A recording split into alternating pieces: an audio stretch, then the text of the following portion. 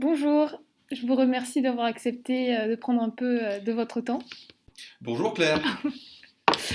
Tout d'abord, est-ce que vous pouvez vous présenter? Oui, Quel est votre métier, donc tout ça? Cyril Gox, 35 ans, directeur de magasin depuis 10 ans, euh, et j'ai commencé la grande distribution en commençant directeur adjoint pendant 3 ans, et puis 7 ans en tant que directeur. Donc effectivement, je m'occupe de tous les aspects du magasin, aussi bien l'aspect humain que l'aspect juridique et l'aspect bien sûr commerce. Est-ce que vous pouvez me donner la localité? Le magasin se situe à Issy-les-Moulineaux. C'est un D'accord, magasin express de 1000 mètres carrés pour 15 millions de chiffre d'affaires. impeccable. 43 employés. 43. Merci. Donc on va commencer avec le thème numéro un, qui est la création de richesse. Pouvez-vous définir le concept d'innovation technologique du point de vue du magasin? Ok, d'accord. Innovation technologique. euh, pour moi, l'intérêt d'une innovation technologique, elle doit être au service du client, donc elle doit permettre de faciliter ses achats, de faciliter aussi bien effectivement le passage en caisse que la sélection des produits. Et tout ça, normalement, doit se faire de manière invisible. Pour moi, l'innovation technologique, c'est quelque chose qui doit être au service du client, qui doit être invisible. D'accord. Et qui doit lui permettre notamment. Alors pour le magasin, deux aspects. Enfin, l'innovation technologique, elle doit être au service du client, mais elle doit permettre au magasin de générer plus de chiffre d'affaires. Mm. Pour reboucler. Et est-ce que c'est un investissement, l'innovation technologique en Alors, point de de toute vente? façon, pour faire du chiffre d'affaires, on est toujours obligé d'investir. Donc oui, c'est un investissement. Après, il y a des investissements technologiques qui sont plus coûteux que d'autres. Dans le magasin, on peut apparenter à de l'innovation technologique. Effectivement, j'ai des caisses libre-service qui sont en investissement, mais aujourd'hui, j'ai 4 caisses libre-service avec une employée qui gère la caisse, 4 caisses automatiques. J'ai des douchettes, bon, on en parlera peut-être après, j'ai vu qu'il y avait différentes choses. Mm. J'ai des douchettes effectivement qui sont en investissement, mais qui permettent aux clients d'aller plus vite dans le parcours client. J'ai aussi du drive, du e-commerce, donc effectivement ils passent par le site pour faire leurs courses. Euh, et après on abordera plus tard les outils que j'aimerais bien mettre dans mon magasin que je n'ai pas encore. J'ai aussi des bornes qui collectent les avis des clients. Donc effectivement aujourd'hui j'utilise beaucoup de technologies. Euh, j'ai quoi d'autre? J'ai aussi des écrans connectés pour mes rayons fruits et légumes et marais. Donc j'ai beaucoup d'outils connectés. Maintenant, avec mon expérience, il faut que il y en a certains outils ne sont pas très utiles et je vais être amené à les supprimer. D'accord. Par exemple, Comme lesquels? j'ai beaucoup d'écrans connectés. J'en ai un à l'accueil, un aux fruits et légumes, un à la marée, un à la boucherie. Je ne suis pas sûr que l'écran connecté qui soit celui qui est à la marée me serve beaucoup. Je pense que les pics prix que mon rayon font très bien le travail. Donc après, je pense qu'avoir trop de technologies apparentes comme celle-ci, elles masquent le message. D'accord. Du coup, est-ce que toutes ces technologies sont-elles rentables pour votre magasin? C'est difficile d'avoir cette notion de rentabilité. J'ai tendance à croire qu'elle me permet de faire plus de chiffres. C'est-à-dire que typiquement, quand je mets un écran connecté dans mes fruits et légumes, c'est pour avoir un bel espace visuel, avoir un peu d'animation, pour que ça attire l'œil et que le client voit que j'ai des prix qui sont intéressants. Mm. Donc je pense effectivement que ça m'amène du chiffre d'affaires. Maintenant, est-ce que c'est rentable? Je l'espère. Mm. C'est la même chose. Aujourd'hui, chez Candrive, si on a, tu m'as dit que ça considérait comme, on pouvait le Oui, considérer comme comme innovation. technologie, une innovation. Aujourd'hui, le Drive me ramène du chiffre d'affaires, mais pas de marge. Parce qu'aujourd'hui, je suis obligé d'embaucher une personne supplémentaire Mm. pour préparer les commandes du client. Et du coup, c'est moins rentable que si le client venait juste dans son magasin et choisir lui-même son paquet de carottes ou de pâtes, le mettre dans son caddie et passer en caisse. Aujourd'hui, je prends quelqu'un pour le faire à sa place. Mm. Donc ça me ramène de l'argent, mais ça ne me ramène pas spécialement de marge. D'accord. Voilà, donc pas toujours. Pas toujours. C'est une fausse idée. C'est ça, c'est une fausse idée. Ouais. Autre Par question. contre, attends, juste pour rebondir, par contre, je pense que mes caisses libre-service me permettent d'avoir plus de clients le midi, notamment pour mon snacking. Ça me permet d'avoir un chemin court, ce qui fait que du coup, je recrute des clients sur cette tranche horaire de 11h à 13h. Parce qu'il y a beaucoup d'entreprises qui, à côté. Exactement, à Issy-les-Moulineaux, il faut savoir qu'il y a plus de personnes qui travaillent à Issy-les-Moulineaux que personnes qui vivent à Issy-les-Moulineaux. Mm. Donc effectivement, sachant qu'il n'y a pas beaucoup de restaurants à Issy-les-Moulineaux, je capte une grosse partie de ma clientèle sur le temps du midi. Et donc grâce aux caisses libre-service, ça fluidifie mon passage. Donc, il y a le côté positif, caisse libre-service. Pareil pour les douchettes. Notamment, alors les douchettes, c'est plus utile en week-end, où j'ai beaucoup de familles qui viennent en magasin. Mhm. Et le fait d'avoir des douchettes, ça permet de fluidifier le passage le week-end. Par contre, le côté moins bon, c'est effectivement celui-là où à un moment on va dans la notion de service. Et quand à un moment je développe mon e-commerce, où je suis obligé de le faire, parce que si je ne le fais pas, c'est la concurrence qui va me prendre ce chiffre d'affaires là. Effectivement, c'est du chiffre d'affaires qui rentre, par contre, c'est pas de la marge qui rentre dans le magasin. D'accord. Et du coup, l'innovation technologique, est-ce que ça a un lien, un rapport avec la catégorie sociale? CSP+, CSP-. Oui et non. Je pense qu'il y a des. Alors, je sais pas si. Je pense pas que ce soit CSP, je pense plus que c'est une question d'âge. D'âge. Je sais que j'avais mis dans mon magasin une application où en fait, quand le client passait en caisse, à la fin de son ticket de caisse, il devait scanner un coupon. Quand il scannait le coupon, ça lui permettait de donner son avis. Les gens n'étaient pas très appétents à ça. Pourtant, j'ai beaucoup de jeunes. Finalement, c'était mal adapté. Donc, en fait, j'ai envie de dire, ça ne dépend pas des catégories socio-professionnelles. Je pense que ça dépend de l'âge plus que de la catégorie socio-professionnelle, notamment pour ces systèmes-là. D'accord. Ça te va pour l'instant comme réponse? Oui, c'est impeccable. Merci, Monsieur Gox. Je vous en prie, Madame Carrière, Mademoiselle Carrière. Donc, on parle souvent de guerre des prix. Y a-t-il une guerre technologique dans la grande distribution? Est-ce que vous pensez que pour attirer le consommateur, il faut proposer des outils de magasinage innovants? Alors je pense qu'on va être amené à ça quand on suit un peu la concurrence. On voit qu'on automatise de plus en plus les flux, qu'on automatise nos bases logistiques, que certains magasins se font digital, où on a juste à biper un produit et il arrive.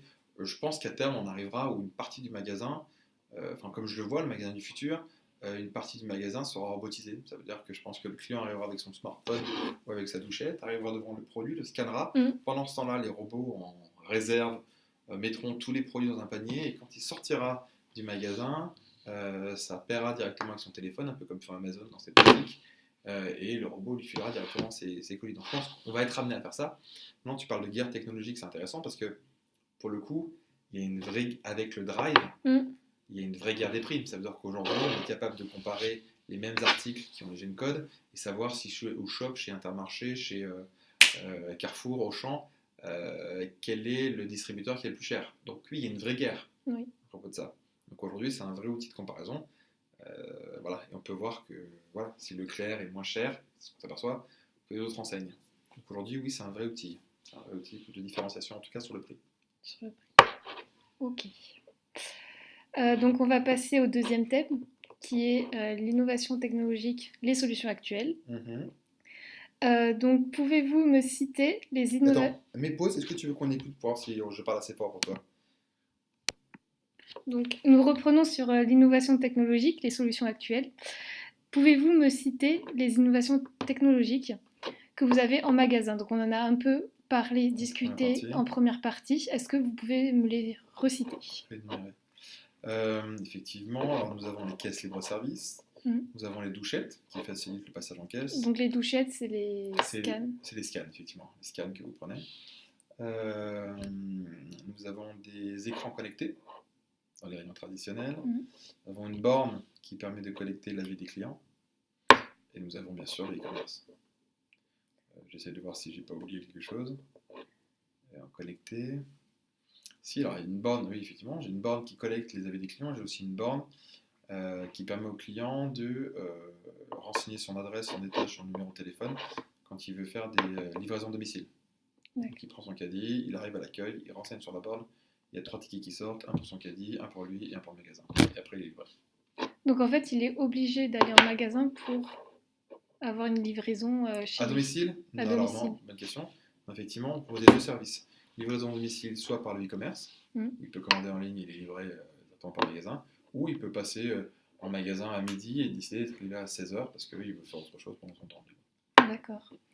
Et est-ce que c'est possible de faire une livraison sur site internet? Ouais, c'est ça, ils viennent de se faire livrer chez lui. C'est ça. En fait, il y a deux choses. En fait, en e-commerce, on propose deux solutions. La première, qui est effectivement de faire une commande en ligne et d'être livré à domicile, Ouais. ou de faire une commande en ligne et Et de venir d'aller chercher la marchandise au magasin. C'est pour ça que je reviens sur ce que j'ai dit en première partie. En fait, ça me coûte doublement cher quand quelqu'un commande en ligne. Effectivement, j'ai la partie où j'ai un préparateur pour la commande, et j'ai la partie où j'ai un livreur qui va délivrer la marchandise. Donc, effectivement, je récupère du chiffre d'affaires, mais je perds entre guillemets de l'argent. Parce que j'ai pas assez de livraison pour supporter ce coût-là. Ok. Ce qui est difficile dans la livraison, effectivement, il faut trouver toujours le juste milieu entre le nombre de livraisons que je suis capable d'assumer et les livraisons que je souhaiterais réaliser. Aujourd'hui, j'ai 4 livraisons par heure qui sont assurées sur le e-commerce. Et c'est beaucoup ou C'est modéré? Non, c'est... Alors, pardon. 4 livraisons par tranche de 2 heures. C'est pour ça que du coup, c'est modéré. Mais aujourd'hui, je ne peux pas faire plus parce que je n'ai pas les mains qu'il faut, pas les équipes qu'il faut. Du coup, pour l'innovation technologique, c'est un sacré investissement. Alors, ça dépend. Je pense qu'il y a des...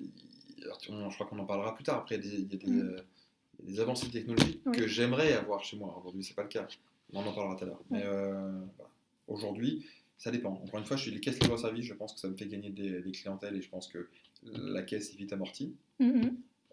D'autres services comme le e-commerce, c'est obligatoire de le faire pour récupérer du chiffre d'affaires, pour ne pas perdre sa clientèle. Par contre, c'est pas ce qui me rapporte le plus d'argent. D'accord. Est-ce que pour vous, les courses physiques et innovation technologique sont complémentaires? Les courses physiques et les innovations sont complémentaires. C'est ce qui... J'ai du mal à comprendre la question. Comme je disais en préambule, je pense qu'il faut pas faire de l'innovation pour de l'innovation. À un moment donné, c'était le chemin que j'avais pris, notamment avec mes écrans connectés. Et je me suis aperçu qu'en ayant trop d'écrans connectés, c'est comme si j'avais trop d'affiches et du coup le message n'était pas clair. Donc en fait, il faut encore une fois utiliser la technologie à bon escient et pas avoir la technologie pour dire que je suis up-to-date et que j'ai la technologie. Donc effectivement, il faut utiliser intelligemment, en tout cas au service, toujours une fois, du client. Pas avoir... alors j'ai mon collègue qui est à 500 mètres de moi, qui est aussi un Intermarché. L'autre innovation technologique qu'il a fait, c'est que toutes ces étiquettes sont en NFC, et aujourd'hui, grâce à une application, le client, avec son smartphone, est capable de choisir un produit, de mettre son téléphone en face de l'étiquette. Tous les aliments sont dans son téléphone, et quand il passe en caisse, il donne son téléphone, et le montant est à débiter. Donc en fait, aujourd'hui, voilà, donc, il faut trouver des technologies qui aident le client et le point de vente. Une technologie, alors je crois que c'est la question d'après, que je souhaiterais avoir, je ne sais pas s'il y a cette question-là. Non, j'anticipe la question, qui n'y est peut-être pas. Aujourd'hui, notamment chez Decathlon, ils utilisent des puces RFID. C'est-à-dire qu'aujourd'hui, chaque produit qui est vendu chez Decathlon a une puce RFID. Ça a 2 intérêts. Le premier, pouvoir localiser l'article dans le magasin. Deuxième intérêt, donc localiser l'article, ça veut dire quoi? Demain, lorsque je fais ma préparation pour mon client e-commerce, j'ai plus besoin de ça. Je saurai où se trouve le produit. Donc mon collaborateur a plus qu'à dire, c'est une puce RFID, l'article se situe dans un 2e allée, 3e étagère, vous prenez l'article. Donc un gain de temps. Perd pas de temps. Et le deuxième, vous n'êtes pas sans savoir que dans les magasins, on fait des inventaires. Avec une technologie RFID, on a juste à passer un scan et on connaît le montant exact des produits qui sont dans le magasin. Donc ça, c'est un temps fou. Et donc ça, je pense que pour moi, la vraie future avancée qu'on aura dans les magasins, c'est les puces RFID. C'est les mêmes puces qui sont utilisées chez Amazon dans leur magasin Concept Store, où effectivement les clients choisissent les articles, les mettent dans dans leur sac et sortent du magasin. C'est Amazon Go. Ouais. C'est grâce à cette technologie qu'on fait. Donc je pense que demain, la future étape, vraie avancée pour le client, même pour nous, pour le client, l'avantage du client, c'est quoi? Ce qu'on a dit pour Amazon Go. Demain, le client arrive, son caddie, on n'aime pas faire la queue. On aime bien flâner dans les rayons, on aime bien acheter des produits, mais personne n'aime faire la queue à la caisse. Si demain, on n'a plus qu'à passer le caddie, on est directement débité, mais c'est un temps fou qu'on gagne. Ouais. Mais est-ce que c'est pas un peu trop tôt? Aujourd'hui, c'est trop tôt, c'est comme tout. Aujourd'hui, c'est trop tôt parce que du coup, la technologie coûte cher aujourd'hui. Elle coûte cher parce qu'elle n'est pas assez développée. Si demain, tous les industriels, y compris nous mettons à mettre des puces RFID, le coût de la technologie va baisser. Aujourd'hui, c'est cher parce qu'il y a peu de personnes qui l'utilisent. Demain, tout le monde l'utilise, on aura plus ce problème-là.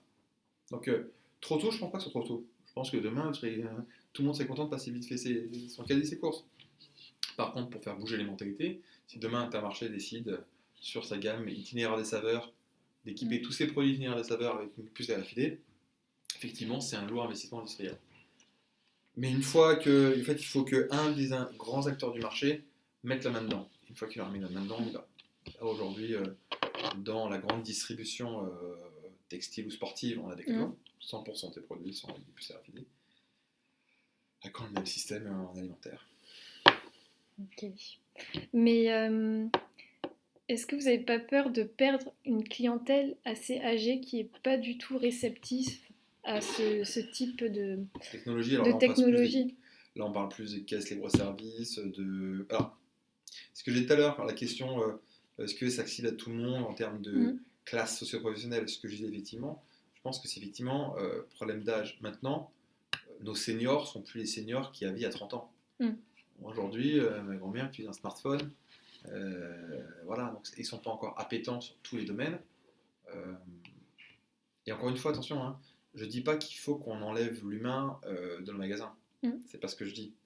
Je pense qu'au contraire, en mettant de plus en plus de technologie, on va pouvoir se permettre de mettre de plus en plus l'humain au cœur des magasins.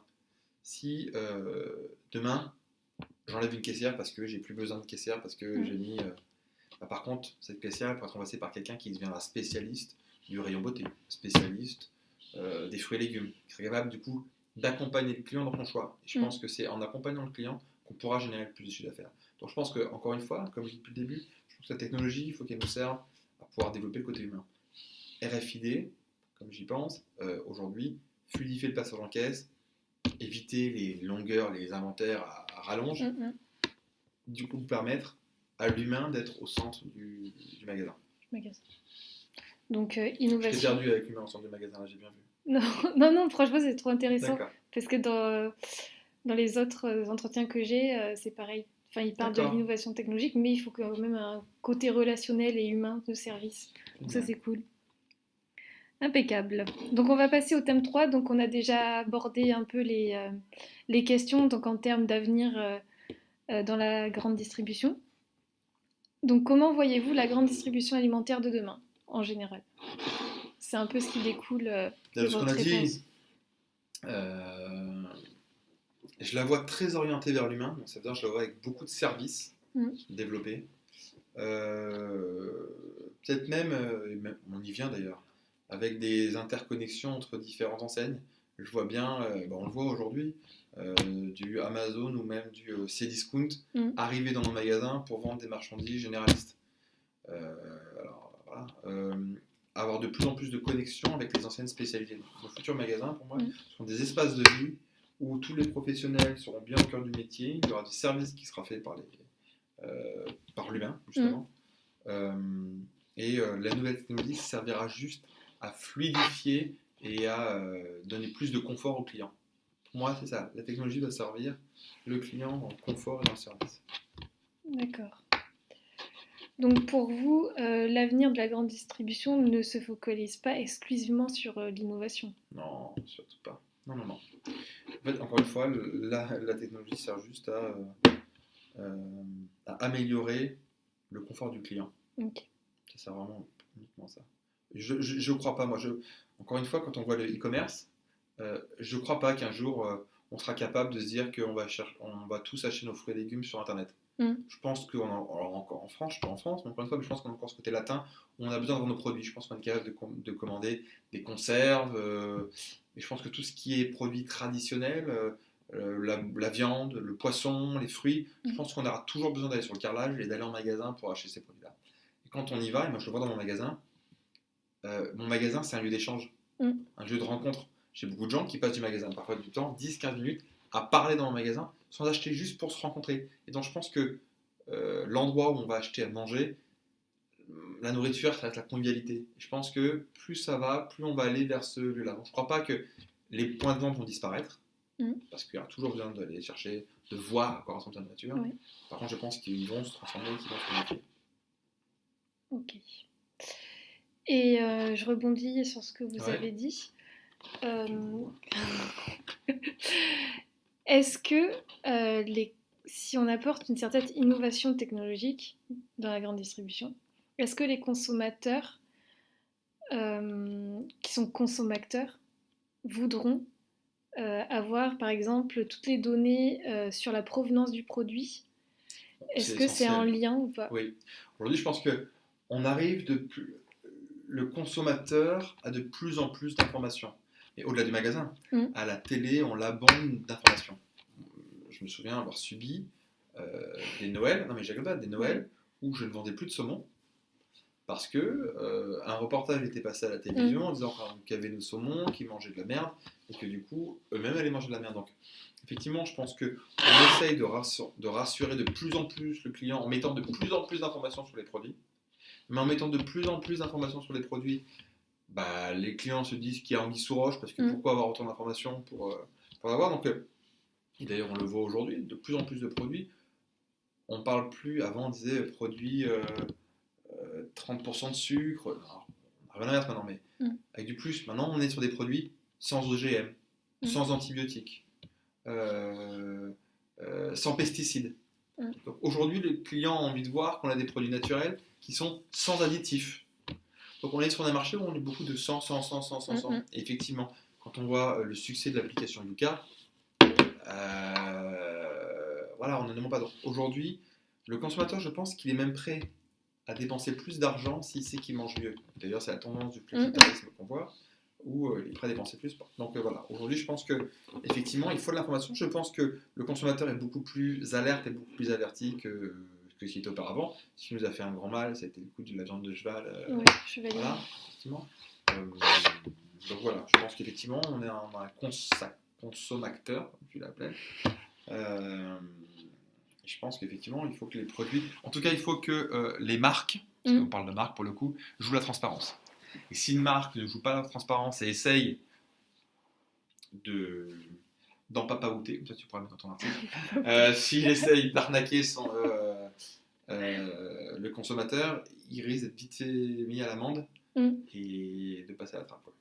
Ok. Mais c'est tout pour moi. Ça te va, tu auras assez de matière? Moi, je pense que j'aurai assez de matière. Et du coup, est-ce que tu peux me répondre à la question, est-ce que les nouvelles technologies poussent la grande distribution à modifier son modèle? Son modèle? Oui. Oui. Est-ce que... Oui. Parce qu'en fait, elles nous poussent, mais elles nous obligent. C'est pas qu'elles nous poussent, c'est qu'elles nous obligent. Parce que si on ne suit pas les tendances, typiquement, si je ne me mets pas sur l'e-commerce, je vais perdre du chiffre d'affaires. Si à un moment, je ne fluidifie pas mon passage en caisse avec des caisses automatiques, je vais perdre des clients parce qu'ils ne voudront pas attendre en caisse. Donc, c'est pas qu'ils nous poussent, c'est qu'ils nous obligent à nous réinventer et à réinventer le parcours client. D'accord.